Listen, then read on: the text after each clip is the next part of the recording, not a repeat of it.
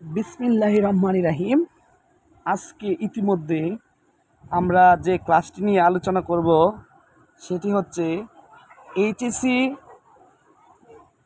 একটি topic, HSC English second পেপারের একটি টপিক, সেটি হচ্ছে প্রিপোজিশন। প্রিপোজিশন নিয়ে আজকে আমরা কি বলবো, কথাবার্তা বলবো। তো আগে জেনে নেওয়া যাক প্রিপোজিশন পরীক্ষায় কত নম্বর আইটেমে আসবে এবং এটাতে কত মার্ক থাকবে। তো দেখেন, প্রিপোজিশন পরীক্ষায় আসবে আপনার 2 নাম্বার দাগে এবং এটাতে গ্যাপিং থাকবে আপনার 10টা। গ্যাপিং থাকবে 10টা আর প্রত্যেকটা গ্যাপে 0.5 করে মার্ক। তো দেখেন, আমাদের যে শর্ট সিলেবাস অনুযায়ী এটা পরীক্ষাতে 1 নাম্বার দাগে আসবে। আর যদি পুরাপুরি সকল টপিক দেওয়া হয় তাহলে এটা 2 নাম্বার দাগে আসবে। তাহলে 1 নাম্বার দাগে থাকবে আর্টিকেল। তাহলে আর্টিকেলের ক্লাসটা দেওয়া আছে আমার চ্যানেলের মধ্যে, আর্টিকেল ক্লাসটা করে নেবেন সবাই। তাহলে দেখেন, শূন্যস্থান থাকবে 10টি, মার্ক থাকবে 5। আর 5 আউট অফ 5 পাওয়ার জন্য আপনাকে নিম্নোক্ত যে রুলস এবং যে অ্যাপ্রোপ্রিয়েট কিছু প্রিপোজিশন দিব, এগুলো অবশ্যই আপনাকে টানা মুখস্থ থাকতে হবে। প্রত্যেকটা প্রিপোজিশন বসানোর আগে আপনাকে সেন্টেন্সের অর্থের দিকে আপনাকে আগে খেয়াল রাখতে হবে এবং অ্যাপ্রোপ্রিয়েট প্রিপোজিশন বসবে কিনা সেটা দেখতে হবে। 5 আউট 5 পাওয়ার জন্য আপনাকে অ্যাপ্রোপ্রিয়েট প্রিপোজিশন মুখস্থ করার কোনো বিকল্প নেই। তাহলে আমরা কথা না বাড়িয়ে আমরা ক্লাসের মধ্যে চলে যাই।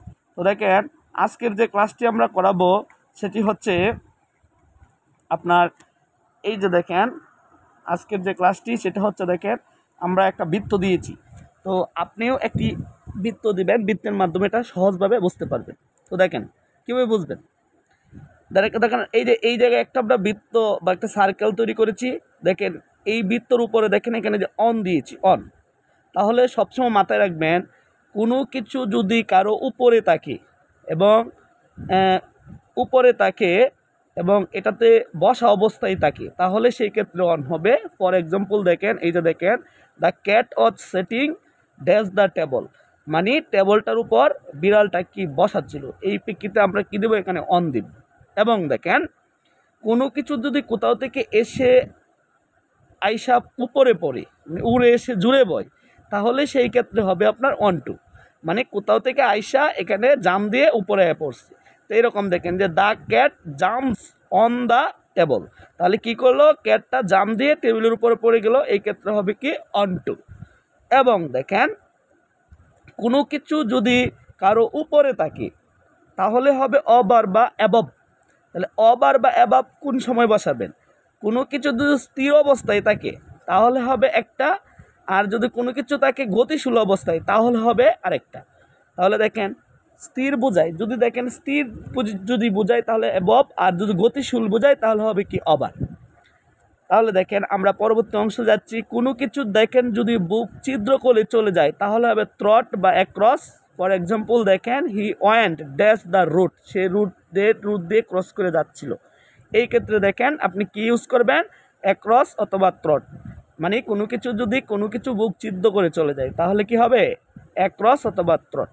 এবং দেখেন, কোনো উদ্দেশ্যে যদি যায় তাহলে হবে টু। যেমন আপনি বাড়ি থেকে বাইর হয়েছেন এবং কলেজে যাবেন তাহলে হবে কি টু। আর কোনো কিছু দেখেন যদি উদ্দেশ্য না হয়, যেমন আপনি বাড়ি থেকে বাইর হয়েছেন কিন্তু বাড়িতে না গিয়ে আপনি কি করতেছেন, কোনো এক জায়গায় চলে গেছেন, বন্ধুর বাড়িতে চলে গেছেন, আদার্স অন্য জায়গায় চলে গেছেন, তাহলে হবে কি টুয়ার্ড। এবং দেখেন, আপনি কোনো বৃত্তের ভিতরে দেখেন কোনো জায়গায় যদি আপনি প্রবেশ করেন এই জায়গায় হবে কি ইনটু, আর যদি আপনি বাইর হয়ে যান তাহলে হবে কি আউট অফ। যেমন কোনো জায়গায় গিয়ে ঢুকতেছেন, দেখেন এরকম হলো, দেখেন যে হি ওয়াক্স, সে হাঁটতে হাঁটতে কোথায় প্রবেশ করলো, রুমের ভিতর, তাহলে সে রুমের ভিতরে প্রবেশ করছে, তাহলে এই প্রেক্ষিতে কী হবে ইনটু। আর যদি আপনি কি হয়ে যান, বাইর হয়ে যান তাহলে কি হবে কি আউট অফ। যেমন হি গোস ড্যাশ দ্য এরিয়া, মানে সে এরিয়া থেকে খেয়ে গেছে, বাইর হয়ে গেছে, তাহলে কি হবে, এই যে হবে কি আউট অফ। এবং না, কোনো কিছু যদি ভিতরে অবস্থান করে তাহলে হবে ইন, আর অপেক্ষাকৃত একটু ছোটো হলে কি দেবেন অ্যাট। এবং দেখেন, ইনসাইড অফ, উইথিং এগুলো কি আপনি দিতে পারেন কোনো কিছু ভিতরে অবস্থান করলে। এগুলোর আমরা রুলস দিব, আরও রুলস আছে, রুলসগুলো আমরা পড়িয়ে দিব। এবং দেখেন কোনো কিছু যদি পাশে থাকে, পাশে থাকলে কি হবে বিসাইড, পাশে থাকলে কি হবে বিসাইড। তো বিসাইডের সাথে আরেকটা রুলস আছে, সেটা হচ্ছে বিসাইড এস হবে, পাশে থাকলে বিসাইড, আর যদি এটা ছাড়া আমার ওইটা বেশি ভালো লাগে তাহলে কি হবে বিসাইড এস যুক্ত হবে। কোনো কিছু দেখেন যদি অতিক্রম করে ফেলে, কোনো জায়গা অতিক্রম করে ফেলে, তাহলে হবে কি অ্যাওয়ে ফর। তাহলে এইগুলো আপনি একটু ভালোভাবে মুখস্থ করবেন। দেখে নেই আবার কোনো কিছু উপরে থাকলে অ্যাবভ বা ওভার হবে, স্থির থাকলে অ্যাবভ, আর যদি গতিশীল তাহলে ওভার। কোনো কিছু উপরে অবস্থান থাকলে তাহলে অন হবে, আর কোনো কিছু উপর থেকে আসে উপরে আসে জুড়ে বসলে কি হবে অন টু হবে। কোনো কিছু বুক ছিদ্র করে চলে গেলে তট অথবা ক্রস হবে। উদ্দেশ্য বোঝাইছে, উদ্দেশ্য অনুযায়ী গেলে টু হবে, আর যদি উদ্দেশ্য অনুযায়ী না যেতে পারেন তাহলে হবে টু ওয়ার্ড। কোনো কিছু ভিতরে প্রবেশ করছে ইনটু, বাইর হয়ে গেছে আউট অফ, ভিতরে অবস্থান করলে ইন এট অথবা ইনসাইড অফ অথবা উইথিং, পাশে থাকলে বিসাইড, জায়গা অতিক্রম করছে ওয়ে ফ্রম, এবং নিচে থাকলে কী হবে আন্ডার, বিলো অথবা মিন। যে কোনো একটা আপনি কি করতে পারবেন ব্যবহার করতে পারবেন। তাহলে দেখেন এইগুলো আমরা আবার রুলসগুলি দেখেন দিব। এবং দেখেন আরেকটা দেখেন বৃত্তর মাধ্যমে দেখেন আপনি এই যে দেখেন এখান থেকে যে এটার মাধ্যমে দেখেন, আপনি এটার মাধ্যমে দেখেন এইগুলো ক্লিয়ার করে দেখেন। ইন অন এট নিয়ে অনেকেরই কনফিউশন আছে। এটা দেখেন জেনারেল, দেখেন জেনারেল অর্থ দেখেন টাইম অনুযায়ী দেখেন এটা কিভাবে ব্যবহার করবেন, আর বিগার মানে বড় ছোট অনুযায়ী কি এটা কিভাবে ব্যবহার করবেন। তাহলে দেখেন সময়ের ক্ষেত্রে দেখেন যদি সময়টা যদি লং টাইম হয় তাহলে হবে ইন, আর যদি আরেকটু কম হয় তাহলে হবে অন, আর যদি আরেকটু কম হয় তাহলে হবে এট। আর যদি লোকেশন জায়গার ক্ষেত্রে বলেন, জায়গাটা যদি বড় হয় তাহলে হবে কি ইন, আবার জায়গাটা যদি এর থেকে আরেকটু ছোটো হয় তাহলে অন, আরও ছোটো হলে কী হবে এট। তাহলে দেখেন এরকম দেখেন যেমন বাংলাদেশ, আমি যদি বাংলাদেশ লিখলাম, এখানে ইংল্যান্ড লিখছি, ইংল্যান্ডের জন্য কী হবে ইন, আমি বাংলাদেশ লিখলে এখানে ইন হতে পারতো। এখানে ধরেন আপনি লিখলেন আপনার জেলার নাম, যেমন লিখলেন কিশোরগঞ্জ লিখতে পারেন, আপনাদের জেলার নাম লিখতে পারেন, তখন কি বাংলাদেশের তুলনায় জেলাটা আপনার কি ছোটো, তাহলে এই জায়গায় কী হবে অন। আপনি কি লিখলেন আপনার থানার নাম লিখলেন অথবা আপনার এলাকার নাম লিখলেন, তখন সেই ক্ষেত্রে হবে কি এট। আর এই ক্ষেত্রে দেখেন যে বিভিন্ন সাল 2018 সাল আছে, এরকম সাল আছে, সাল উইক আছে, সপ্তাহ আছে, তাহলে এই ক্ষেত্রে হবে কি সময়ের ক্ষেত্রে সময়টা বেশি হলে কি হবে ইন, সময়টা যদি আরও কম হয় যেমন এই যে 7ই মার্চ তার বার্থডে আজকে, এরকম আজকে শুক্রবার, এরকম হলে কি হবে অন। আরও যদি সময় যদি আরও স্পেসিক্যালি আরও ছোটো হয়, যেমন নির্দিষ্ট করে 7টা বাজে, এখন 12টা বাজে, এখন 5টা বাজে, তাহলে এই ক্ষেত্রে কী হবে অ্যাট হবে। আশা করি বুঝতে পারছে। তাহলে দেখেন যে এইগুলো আপনি একটু স্ক্রিনশট দিয়ে রেখে দেন, এইগুলো পরীক্ষাতে আসতে পারে যে এইগুলো এটা স্ক্রিনশট দিয়ে রেখে দেন, এগুলো একটু পড়ে নেবেন। আবার এই যে দেখেন এইগুলো একটু স্ক্রিনশট দিয়ে রেখে দেন, এগুলো পড়ে নেবেন, এগুলো সবগুলো কি নেবেন পড়ে নেবেন। স্ক্রিনশট দেওয়া হয়েছে সবার, আশা করি ক্লাসগুলো বুঝতে যদি পারেন তাহলে ক্লাসটা অবশ্যই বেশি বেশি কী করবেন শেয়ার করে দেবেন, বন্ধুবান্ধবের কাছে শেয়ার করে দেবেন, এবং সবাইকে বলবেন চ্যানেলটাকে যেন সাবস্ক্রাইব করে, এবং আপনি যদি উপকৃত হন তাহলে আমি উপকৃত হব। আচ্ছা দেখেন আমরা ইতিমধ্যে আমরা রুলে চলে যাচ্ছি, রুলগুলি দেখেন কি বলে। দেখেন রুল নাম্বার 1, বাই এবং উইথ কখন বসবে। দেখেন বাই কখন বসবে, বাই বসবে কোনো ব্যক্তি যখন কোনো কাজ করবে তার পূর্বে বাই বসবে, এবং ওই ব্যক্তি যে জিনিস বা বস্তু বা হাতিয়ার দ্বারা কাজটি করবে তার আগে কি বসে উইথ বসে। ফর এক্সাম্পল দেখেন আমরা ফর এক্সাম্পল হিসেবে নিতে পারি, দেখেন এখানে আছে দ্য স্নেক ওয়াজ কিল, সাপটাকে কি করা হয়েছিল কিল করা হয়েছিল ড্যাশ হিম, এখানে হিম মানে হিয়ের কি objective form, dash the stick মানে স্টিক দ্বারা, তার মানে সাপটাকে কি দ্বারা হত্যা করা হয়েছিল, সাপটাকে লাঠি দ্বারা হত্যা করা হয়েছিল, তার দিস স্টিক্স এটার আগে কী হবে উইথ, আর কার দ্বারা হত্যা করেছিল হিম দ্বারা মানে সে দ্বারা, তাহলে এটা কি ব্যক্তির ক্ষেত্রে বাই। এটা না বুঝতে পারলে দেখেন এটা বোঝেন দ্য বার্ড ইজ হান্টেড, পাখিটাকে কি করা হয়েছিল শিকার করা হয়েছিল ড্যাশ দ্য শুটার দ্বারা, ড্যাশ দিস গান কি দ্বারা গান দ্বারা, তাহলে দিস গান এটা কি বলেন দিস গান হচ্ছে হাতিয়ার, তাহলে এই ক্ষেত্রে কী হবে উইথ। আর এখানে দেখেন দ্য শুটার এটা কি বলেন বাই, তাহলে আশা করি আপনি বুঝতে পারছেন। এখন দেখেন এখানে এই যে আরেকটা রুলস আছে রুলস নাম্বার 2, এটা হচ্ছে বিটুইন এবং কি অ্যামাউন্টস। বিটুইন অ্যামাউন্ট যেখানে পাবেন সেখানে অবশ্যই বুঝে নেবেন, এখানে ভাগাভাগি বোঝাবে। দেখেন ভাগাভাগিটা যদি দেখেন দুজনের মধ্যে বোঝায় তাহলে হবে বিটুইন, আর যদি ভাগাভাগিটা আপনি দুই বা ততোধিক বা অধিক মানুষের মধ্যে বোঝানো হয় তাহলে সেই ক্ষেত্রে হবে অ্যামাউন্টস। ফর এক্সাম্পল দেখেন ডিভাইড মানে কি করে দাও ভাগ করে দাও দ্য ফ্রুটস ফলগুলোকে ড্যাশ দ্য টু ব্রাদার মানে দুই ভাইয়ের মধ্যে এটাকে ভাগ করে দাও, তাহলে দুই ভাইয়ের মধ্যে ভাগ করলে মানুষ কয়জন দুইজন, তাহলে এখানে কি হবে অবশ্যই বিটুইন। আর এখানে দেখেন ডিস্ট্রিবিউট দ্য ফুড, ফলগুলোকে কি করে দাও, বন্টন করে দাও, অল দ্য স্টুডেন্ট মানে সকল ছাত্রছাত্রীর মধ্যে কি করে ফলগুলোকে ভাগ করে দাও। তাহলে এখানে কি আর দুইজন রয়েছে, এখানে দুইয়ের অধিক হয়ে গেছে না, তাহলে এখানে কি আর বিটুইন দিলে হবে, তাহলে এখানে কি দিতে হবে, এমন দিতে হবে। আশা করি রোজটা বুঝতে পারছেন। দেখেন আমাদের যে জায়গাটা সবচেয়ে বেশি সমস্যা হয় যে ইন অ্যাট, এইগুলো দেখেন সমস্যা হয়। তাহলে দেখেন রুল নাম্বার 3, ইন এবং অ্যাটের ব্যবহার। দেখেন বড় স্থানের পূর্বে অবশ্যই কি হবে, ইন বসবে, এবং এটা অপেক্ষাকৃত যদি একটু কি হয়, ছোটো হয়, ছোটো স্থানের ক্ষেত্রে কি বসবে, অ্যাট বসবে। ফর এক্সাম্পল দেখেন যেমন I live dash Dhanmondi dash Dhaka, মানে আপনি ঢাকার ধানমন্ডিতে কি করেন, বসবাস করেন। তাহলে ঢাকাটা কি বড় না ছোটো, ধানমন্ডি অপেক্ষা বড় না, তাহলে ঢাকার আগে কি দেবেন, ইন দিবেন। আর ঢাকা অপেক্ষাকৃত ছোটো কি ধানমন্ডি, তাহলে সেই ক্ষেত্রে আপনি কি দেবেন, অ্যাট দিবেন। এখন দেখেন সে live dash Dhaka in Bangladesh, সে বাংলাদেশে ঢাকার মধ্যে কি করে বসবাস করে। তাহলে আপনি দেখেন এখানে বাংলাদেশ বড় না ঢাকা বড়, অবশ্যই বাংলাদেশ বড়। তাহলে বাংলাদেশ যদি বড় হয় বাংলাদেশের ক্ষেত্রে হবে ইন, আর ঢাকা যেহেতু ছোটো এই ক্ষেত্রে হবে কি, এর। তাহলে এরকম দেখেন আপনি ধরেন কিশোরগঞ্জের আপনি কি করিমগঞ্জে বসবাস করেন, অথবা কিশোরগঞ্জের আপনি কোথায় বসবাস করেন, নীলগঞ্জে বসবাস করেন। তাহলে কিশোরগঞ্জের আগে কি হবে বলেন, কিশোরগঞ্জের আগে অবশ্যই কি হবে বলেন, ইন হবে। আর করিমগঞ্জের আগে কি হবে, অ্যাট হবে। আর অন্য অপেক্ষা যদি আপনি বলেন কিশোরগঞ্জের অপেক্ষা ইন হবে, আর নীলগঞ্জ বললে কি হবে বলেন, নীলগঞ্জ বললে কি হবে, অ্যাট হবে। আশা করি রুলটা কি বুঝতে পারছেন। দেখেন এখানে দেখেন ইন এবং ইন টু এর ব্যবহার। দেখেন কোনো কিছু ভেতরে কারো বা কোনো কিছু অবস্থানে স্থিতিশীল বোঝালে কি হবে, ইন হবে। মোট কথা হচ্ছে কোনো কিছু যদি ভিতরে থাকে এবং অবস্থানটা যদি স্থির বোঝায় তাহলে এটা হবে কি, ইন। এবং যদি অবস্থানটা গতিশীল বা রূপান্তর বোঝায় তাহলে হবে কি, ইনটু। একটু সহজে বোঝার চেষ্টা করেন। ধরেন কিছু স্টুডেন্টস কি করছে, রুমের ভিতরে বসে আছে, তাহলে সেই ক্ষেত্রে কি হবে বলেন, ইন হবে। আর যদি ধরেন টিচার কি করতেছে, রুমের ভিতরে কি করতেছে, প্রবেশ করতেছে, তাহলে কি হবে বলেন, সে যত প্রবেশ করতেছে সে তো ভিতরেই আসতেছে কিন্তু সে গতিশীল, এক্ষেত্রে কি হবে, ইনটু হবে। ফর এক্সাম্পল দেখেন দ্য এমপিস মানে কি, এমপিগণ ওয়ার অবস্থান করতেছে ড্যাশ দ্য পার্লামেন্ট, তাহলে পার্লামেন্টের ভিতরে এমপিরা আছে, তাহলে এই ক্ষেত্রে কি হবে, ইন। এখন আমি যদি এরকম বলতাম the students were dash the classroom, তাহলে দ্য ক্লাসরুমের ভিতরে কি আছে, স্টুডেন্টসরা আছে, তাহলে এই ক্ষেত্রে কি হবে, ইন। এখানে আবার বললাম the prime minister were entering dash the parliament, মানে পার্লামেন্টের ভিতরে কে প্রবেশ করছে, প্রাইম মিনিস্টার প্রধানমন্ত্রী প্রবেশ করছে, তাহলে কি সে প্রবেশ করতেছে, সে তো আর স্থিতিশীল নয়, সে হয়েছে গতিশীল, এক্ষেত্রে কি দিবেন, ইনটু দিবেন।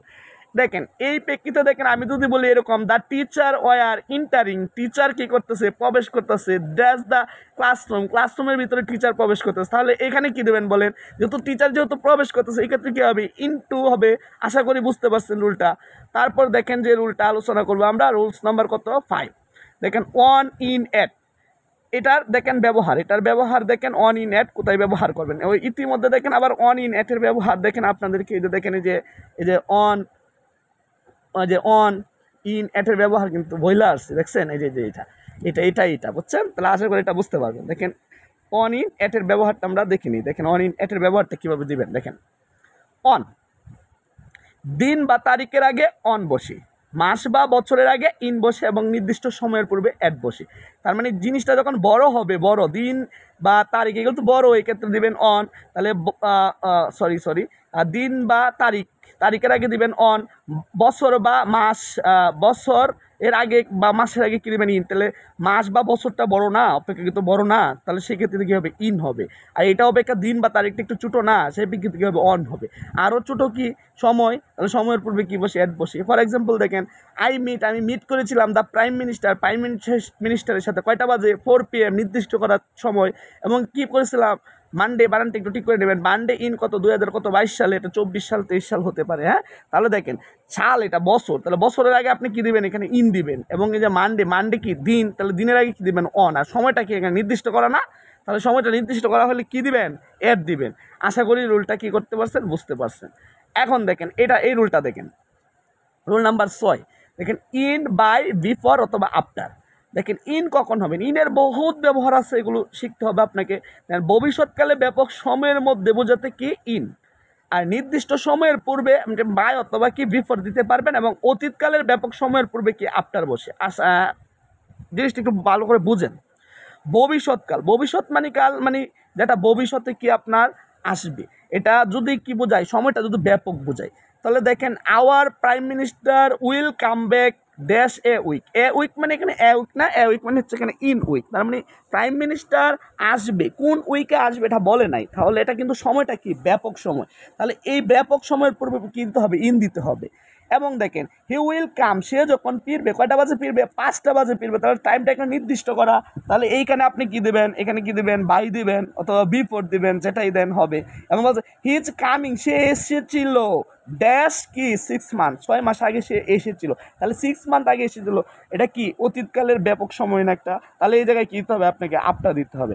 আশা করি বুঝতে পারছেন। এবং দেখেন রুল নাম্বার কত, 7, রুল নাম্বার 7-এ দেখেন ইন, অন এবং টু এর ব্যবহার। দেখেন ইন কখন বসবে, দেখেন সীমানার মধ্যে যদি অবস্থান বোঝায়, সীমানার মধ্যে অবস্থান বোঝাইলে ইন হবে। যেমন দেখেন যে Dhaka is dash the middle of Bangladesh, বাংলাদেশের মাঝে কি ঢাকার অবস্থান, তাহলে সেই ক্ষেত্রে কী হবে, ইন হবে। এবং দেখেন সীমানার বাইরে যদি অবস্থান বোঝায়, যখন সীমানার বাইরে, সীমানার থেকে বাইরে হয়ে গেছে, তখন কি হবে, টু হবে। তাহলে দেখেন সীমানার বাইরে যদি বোঝাইতে, দেখেন Myanmar is dash the south of Bangladesh, বাংলাদেশের সাউথে হচ্ছে কি মায়ানমারের অবস্থান, তাহলে বাংলাদেশের বাইরে বোঝাইছে, তাহলে এখানে কি হবে, টু হবে।